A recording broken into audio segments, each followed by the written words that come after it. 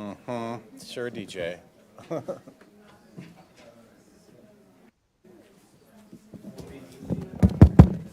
Seems to be working.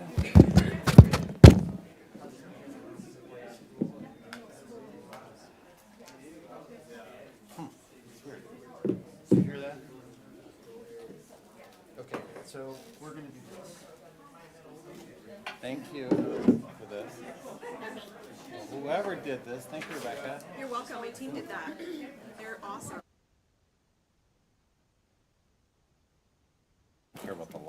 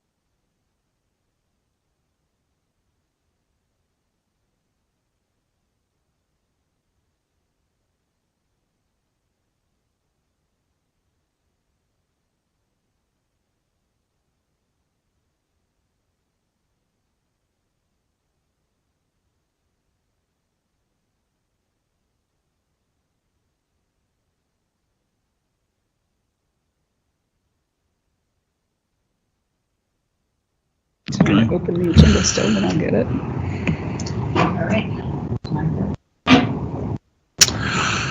All right, good morning, everyone. I'd like to call to order the Department of Transportation Board of Directors meeting, August 14th, 2023 at 9:30. If we could call the roll call, Governor Lombardo is excused, so I will be running the meeting today, so let's do the roll call. Thank you, Mr. Lieutenant Governor. I have the governor marked as absent, and then Lieutenant Governor Stavros Anthony, Here. Controller Andy Matthews. I'm here. Thank you. Member Virginia Valentine. Here? Member Stephen Esquaga. Here. Member Justin Cow. Here. And Member Gary Perea. We weren't sure who's on the screen. He's not attending yet, Mr. Lieutenant Governor, but when he does, when and if he does, we'll mark it accordingly, and you, regardless, have a quorum. Thank you. Thank you. Agenda item 2 is public comment. So this is the first public comment for items on the agenda.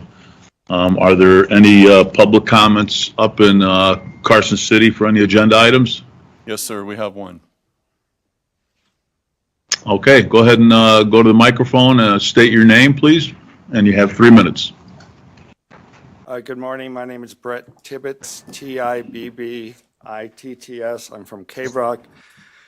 I was here in July with 60 other people from the lake. And I do not believe your draft minutes fairly and accurately reflect what happened.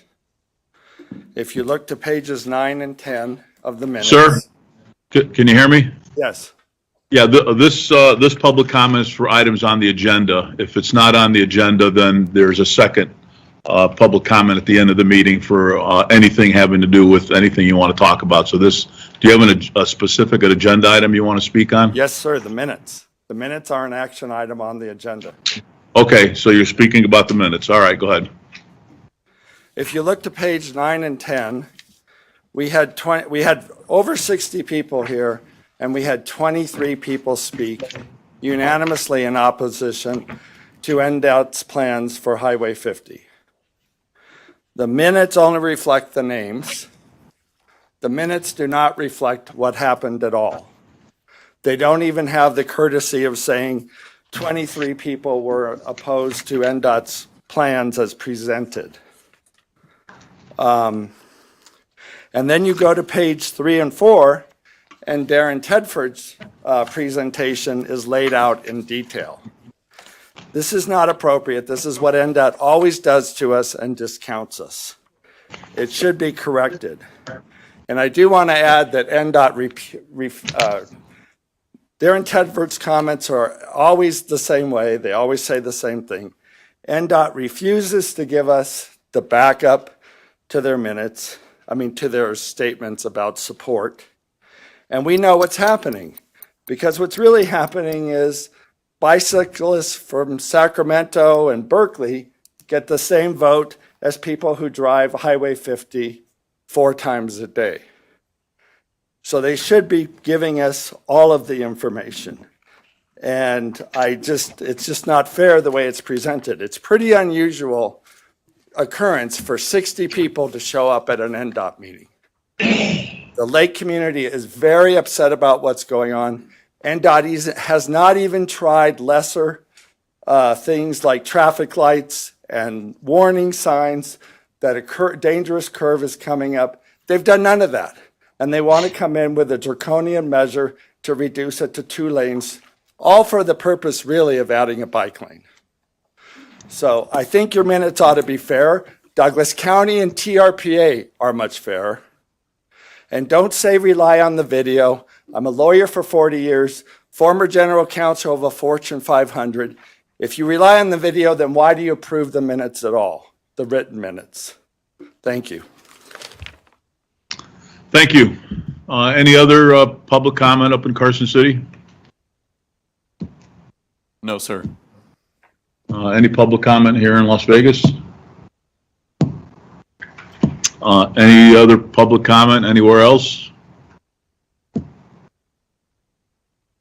Okay, I will close the public comment. We'll go to agenda item number 3. Director's report, information only. Good morning, Board. I'll start right off. The first page, please. Just kind of an up-to-date on the fatalities. We are down almost 11.5% from the same time last year, and the year-to-date crashes are down almost 13%. A very positive trend, but there's still a lot of work to do to make that continue. Next slide. We don't usually highlight preservation projects, but this is one of 3 projects slated for the North Valley area, which is 395 northwest of Reno. We have a project that was just awarded and to Q&D. It is a preservation project. It is estimated at 80 working days, and kind of highlighting it because as you see with the different colors, the project area is the green shown at the top of the page, and that preservation project should be done this year, so we expect it to be starting in September. I'm sorry, it's September, be done this year provided that the weather holds with us, and then next year the construction on that red area in the bottom will start, but that project will be awarded in October. Just kind of showing the activity in that area. It's much needed improvements. Next slide. On the US 50 Tahoe, we wanted to give an update on that plan. There is construction on a signal at Warrior Way that is already beginning.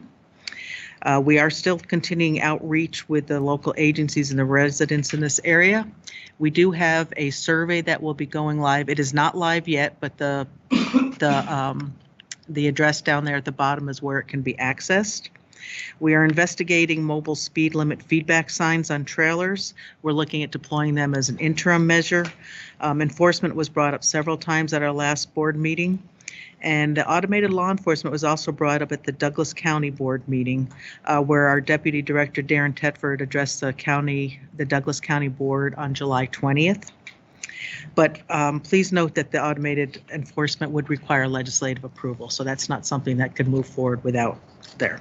There is no demonstration project currently scheduled. This project is currently being postponed, so it is not slated at all at this time. And again, we are inviting more comment regarding the corridor plan on the public survey when it becomes live, and we will note that there. And that notice to the survey will be by mail to the basin residents, email, social media, and partner agencies. And then the feedback from the survey will be reported back to the board and then incorporated into the corridor management plan. Next slide. I-15 Sloan to state line feasibility study. We are starting literally from the state line going up to Sloan, looking at the future and existing land use evaluation. The Clark County and City of Henderson are also in the process of finalizing a land use study that will support future development in that area. We do know that, Ivanpah is still being planned in the area, so there's area there. We have a plan, we'll talk about this in a minute, the construction of the high-speed rail between Las Vegas and Los Angeles, and that will also be coming up. It's slated to come up the center of the median and then go over to the east side at about Sloan. So that'll there's also with that project would also be 4 emergency crossovers in there, along with other planned intersections and so on. So basically, this is just to take into account what we know is planned, what's coming, and we want to be very thoughtful about how we grow that area because it is a lifeline to Las Vegas. And then that leads us right into Brightline. Next slide. We're kind of keeping the buzz going. We're getting a lot of positive feedback and hearing positive things. So, I don't want to jinx it, but hopefully next month we will hear about the results of the $3.75 billion grant submitted to FRA. This is a $12 billion project. The main reason of bringing it up this time is that the final environmental studies were complete. So the FONSI finding of no significant impact was finalized in July. So all the environmental and regulatory hurdles have been passed and moves on. We have, and it's on this project, I guess we have been working with Brightline West since 2019 on this project. But of note, I can honestly say I was working on some form or fashion of this since 2004. So it's been a long time coming, and this is the best chance we've ever seen of it moving forward. The next slide. The Downtown Access Project, this is replacing the current viaduct, which is comprised of 2 bridges built in 1968 and 1980. It's located along US 95 from Rancho Drive to Mojave Road. So we have a public meeting that starts today and online through September 14th. And there's also an in-person meeting on Tuesday, October 29th from 4 to 7. There'll be 4 new design alternatives presented, and we ask the public to submit questions or comments on the design, and you can reach the website at NDOT.com. Very original. And then the last slide going on to is we are working closely with AGC and our partners on work zone safety, and you'll be hearing more about this in upcoming meetings.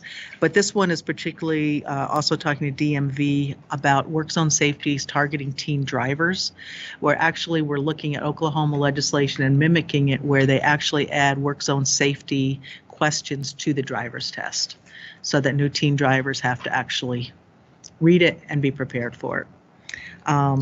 That concludes the director's report. Any questions? Thank you. Are there any questions from the board? All right, seeing none and hearing none. Is there a question? Mr. Chairman, this is Gary Priya. I wanted to let you know that I had some troubles getting online, but I'm online now. Great to have you. Thank you. All right, looks like there's no questions on the director's report, so agenda item number 4, approval of the minutes. Are there any questions or comments on the July 10th, 2023 minutes, and do I have a motion to approve? I have a question for you. We Yes, heard comment. You can identify yourself. Oh, Board Member Kalb. We heard comment from, I don't remember the individual's name, but is it normal that we write down the attendance and what the approval or not, what they spoke to, or is this typical? I believe this is typical. I've not had this question before. We could go back and certainly incorporate them. Okay. Okay. Thank you. Yeah, if we could check with our legal advisor on whoever advises us on making sure the minutes are properly typed up and posted. We don't have to do that right now, but if we could just check to find out if there's any type of NRS that deals with how minutes are done. So just to make sure we're doing them correctly. Okay, no problem. That'd be great. Thank you. Thanks for doing that. Any other questions or comments on the minutes? Lieutenant Governor, this is Stephen up north. I do think in light of Mr. Tibbetts' comments, if we could even just do a general, how many attended, how many were in opposition, even if it isn't verbatim of every comment, just, and I would make a motion to approve with that addendum. Okay. And then get more information going forward, how we handle it. But for the sake of moving forward, I'd make a motion to approve. Okay, so we have a motion to approve the minutes and just to kind of beef up the minutes with a little bit more information and check with our legal advisor. Is there a second? I'll second. Okay, we have 2 seconds. All those in favor signify by saying aye. Aye. Aye. Opposed, nay. All right, motion carries. Thank you very much for those comments. Okay, agenda item 5, receive information on the draft fiscal year 2024 annual work program and 2023-2026 statewide transportation improvement program amendment, and this is information only. Lieutenant Governor, our Assistant Director for Planning will be presenting this. Okay. Good morning, board members. Sandra Rosenberg, Assistant Director for Planning for the record. Can everyone hear me okay? Yes. You can see the slides. Great. So this is our annual update to the statewide transportation improvement program and information item on the annual work program. This will come back next month for action on the annual work program. So just briefly, the overall planning process, you can see the steps there. It is continuous. It is a feedback loop, but basically we start with goals and performance measures, develop financial forecasts, how much money are we going to have to do the things we need to do? What's the best way to invest those resources to reach our goals? Make those investments and then evaluate that and make adjustments as needed. So just a little bit, this slide is a little confusing, but just a little bit, it's trying to merge kind of the federal and state requirements for planning.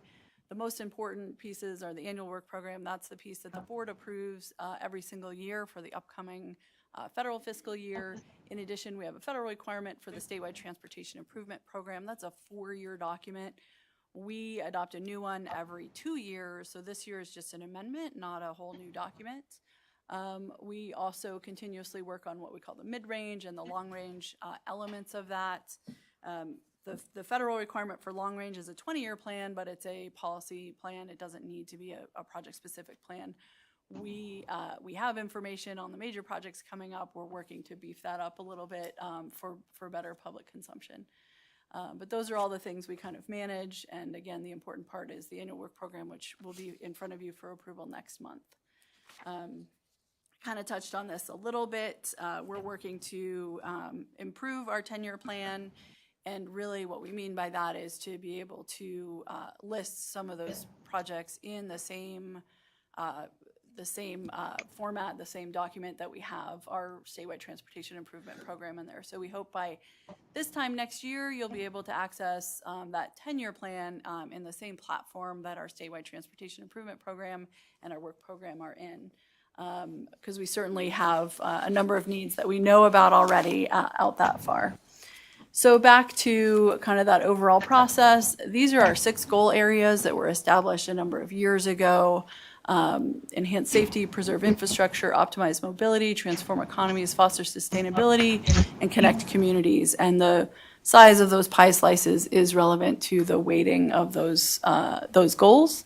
Those are supported by 17 specific criteria behind that. We do score and rank each project.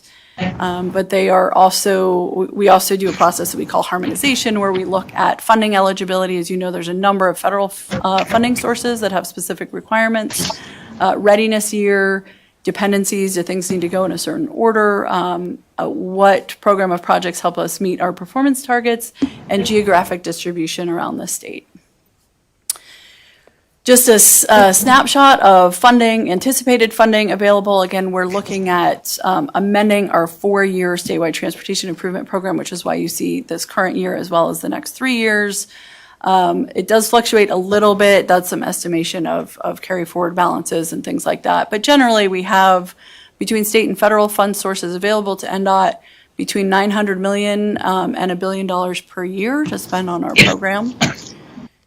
In addition to that, our partner agencies at the metropolitan planning organizations, and that's Southern Nevada, Washoe, Tahoe Metropolitan Planning Organization, and Carson Area MPO, they get sub-allocated portions of some of our federal fund sources that come through the state.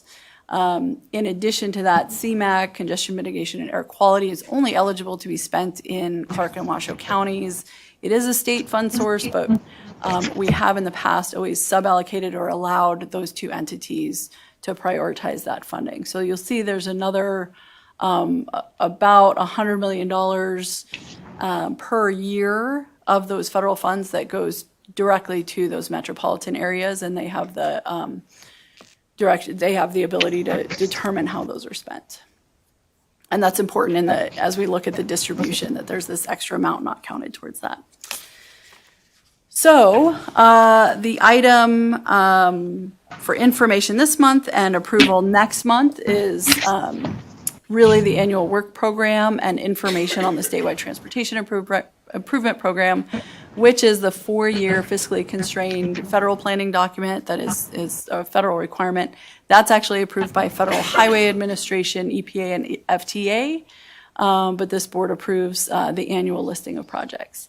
The entire list will be available for public comment starting next Monday for 2 weeks, and it can be viewed at our standard location for the STIP. There's a link there, but you can also go to estip.nevadadot.com. Currently, it has the existing approved listing, and starting next week, there will be a second link for the draft documents. And we'll bring that back next month, including a summary of the comments we receive.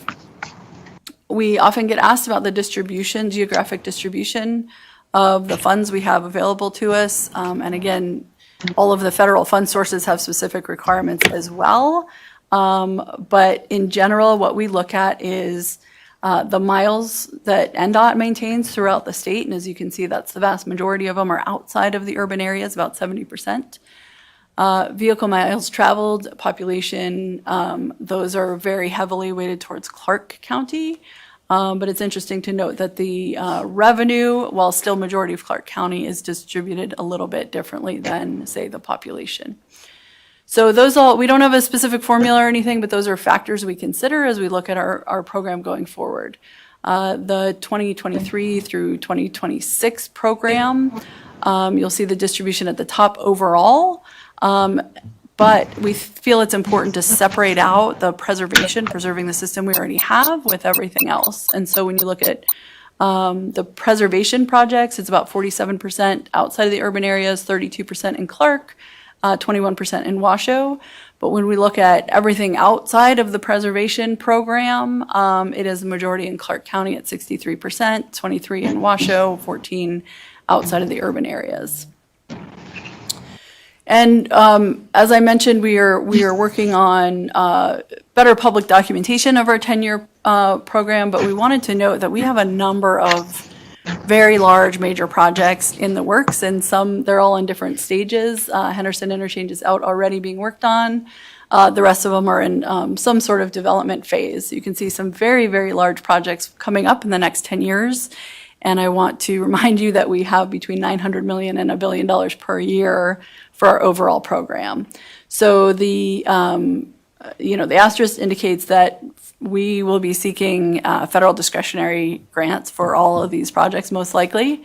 And this is in addition to the $300 million per year that we need to spend on preservation just to maintain the system that we already have. So with that, I'm happy to take any questions. Again, we'll be back next month with more detail and asking for approval at that time. Thank you for the presentation. Are there any questions from the board?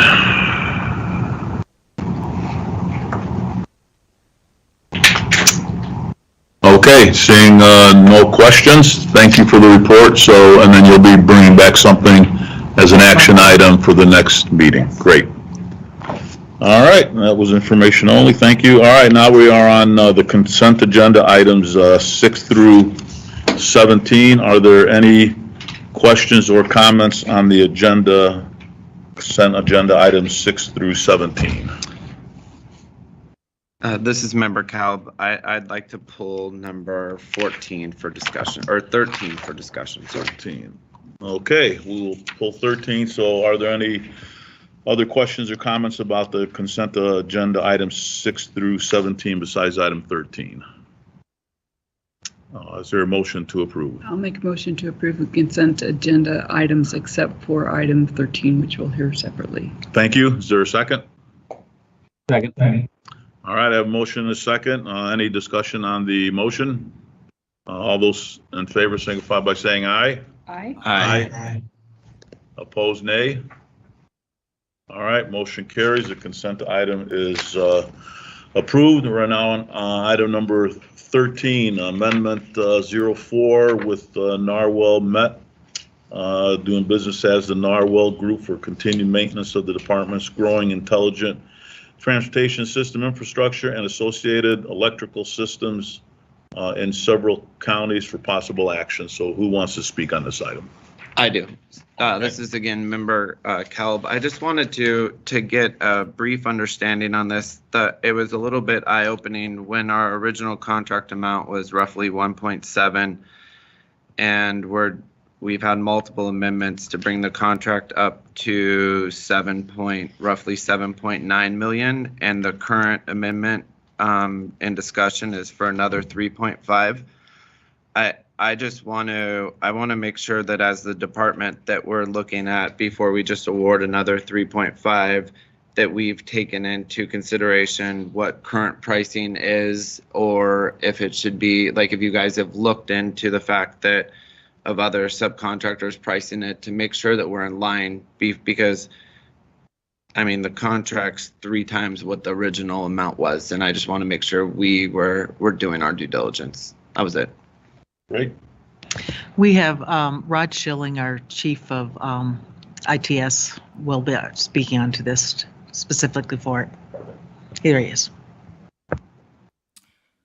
Good morning, Member Cal, Lieutenant Governor, members of the board. For the record, Rod Schilling, Chief Traffic Operations Engineer. And yes, we have taken that into consideration in due diligence based on the fact that there's really limited resources out there for what we're looking into for deployment of this type of program with this amendment. So Narwhal is our contractor that performs ITS in the District 1 area. And not only do they perform the maintenance, but what we're looking into currently is a security system to help us protect our infrastructure within the Vegas area. And it's not only just in the Vegas area, it's statewide. It has truly become chronic. So we've partnered with Narwhal. In addition to that, it's our other partners to include RTC Southern Nevada, Department of Public Safety. We've also incorporated our NDOT legal to look into this because the vandalism has become so significant, it truly is chronic. So time is of the essence. We've lost a lot of infrastructure, not only fiscally, but also with our resources. There's very limited infrastructure that is being able for us to pull up slack, such as, our communication backbone. It's not just the copper that the vandalism is wreaking havoc out there within the right-of-way. So what we're trying to do is utilize our existing contractor to perform this service, and time is of the essence. So if we can get this approved and move forward with this pilot program that would help us protect our infrastructure, we lose a lot of time. When we do this, we don't know if there is that qualified vendor out there to perform this type of work. So that's why we're doing a pilot to gather this information. We've coordinated a lot of efforts to look at the structural, the communication, the power, everything to do with like our securities with the infrastructure to make sure it follows that with the ISO and securities to place this infrastructure. This information is going to help us to be able to go out with a more longer-term solution to help protect us. So it also falls in line with the statutes to protect our infrastructure. Currently, right now, we're losing millions of dollars out there, and we're using different mitigation strategies to help us protect that. That's including stuff like heavy lids, also requiring us to go out there and use new types of equipment to be able to maintain this infrastructure. So I hope that answers some of your questions and concerns. Thank you for the update. It does address it. I'm glad that you guys are taking those steps and looking long term into finding some different solutions. So thank you. With that, I'd move to approve item number 13 from the agenda. Thank you. I have a motion to approve item number 13. Is there a second? I'll second. We have a motion and a second. Any discussion on the motion? All those in favor signify by saying aye. Aye. Aye. Opposed, nay. Motion carries. Item number 13 is approved. Thank you. We're now to item number 18, executive session. Do we have an executive session today? We do not. All right. We do not have an executive session. Item number 19, public comment. This is a time for public comment. Anything having to do with the jurisdiction of NDOT. So again, 3 minutes for public comment. We'll start with Carson City. Is there any public comment in Carson City? Yes, sir, we have two. Okay, please step up to the microphone and state your name, and you have 3 minutes.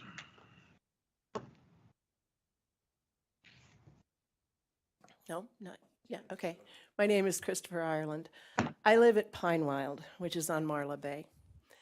And those of us who live on this section of Highway 50 are very, very accommodated to the scene I'm going to describe to you, which happened last night.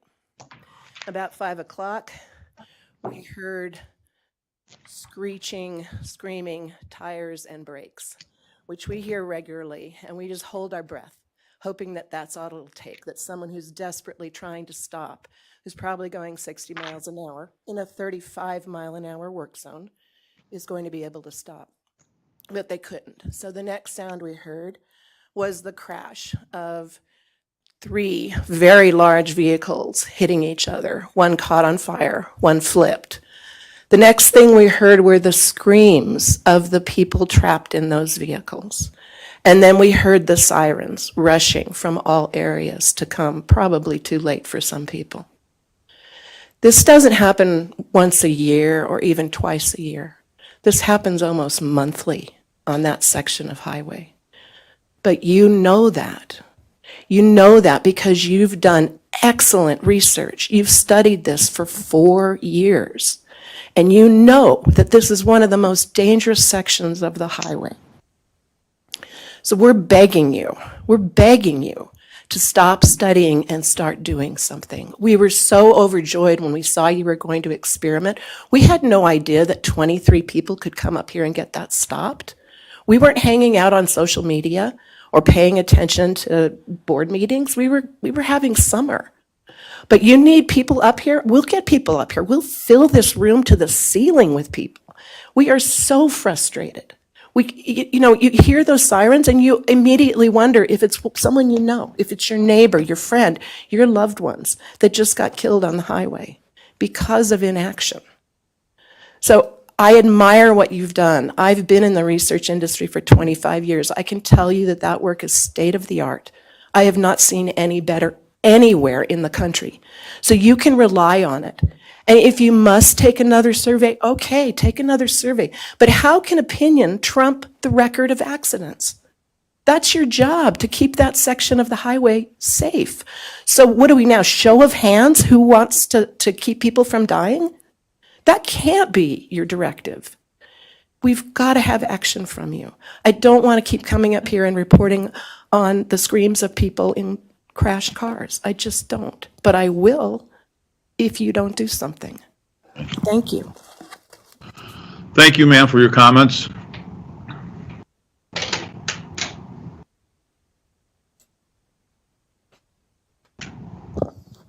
Good morning. My name's Matthew Albanese, Albanese. I too am a resident of the Pinewild Complex, and I want you to remember this address. 600 Highway 50. 600 Highway 50. For those of us that live in the complex, I don't want to sound melodramatic, folks, but if you've ever been in front of our complex, there's not a turnout lane. So we, to be proactive now, start to slow down in excess of a couple 100 yards, putting on our blinker to avoid a potential accident. What Christopher talked about yesterday, I happened to be walking the complex with my son, awaiting my wife and my 2 daughters to come back from Reno Airport. I can tell you the angst I had, the fear I had when once again, this is not new, we hear the screeching and the sirens. With my grandson, I picked him up and ran to the entrance in hopes to see that this particular accident didn't affect me directly. Christopher talked about the study that was performed. I'm not sure why it was derailed at this time. I'd implore you to, and as Christopher said, we are now begging you as an adults to be proactive, a turning lane, something of that nature. If you've been in that area of Highway 50, there is what we call 200 yards north of our complex, Dead Man's Curve. I have an office there where employees, and I will be breaking my lease because the women in the office cannot turn left to get home at night. They turn right to go down to Zephyr Cove to a stoplight. So once again, folks, please, we don't want to be standing here and talking about an unfortunate event where a child or one of our family members in Pinewell has lost their lives. Thank you for listening. We look forward to you again being proactive. Thank you. Thank you for your comments, sir. Any other public comment? That's it. All right, any public comment here in the Las Vegas Lieutenant office? Governor, I just want to note for the record that we received 7 public comments on the subject on Friday. They were all sent out to the board. Thank you. Any public comment in Las Vegas? Any public comment anywhere else? Okay, I will close public comment and agenda item 20, we are adjourned. Thank you.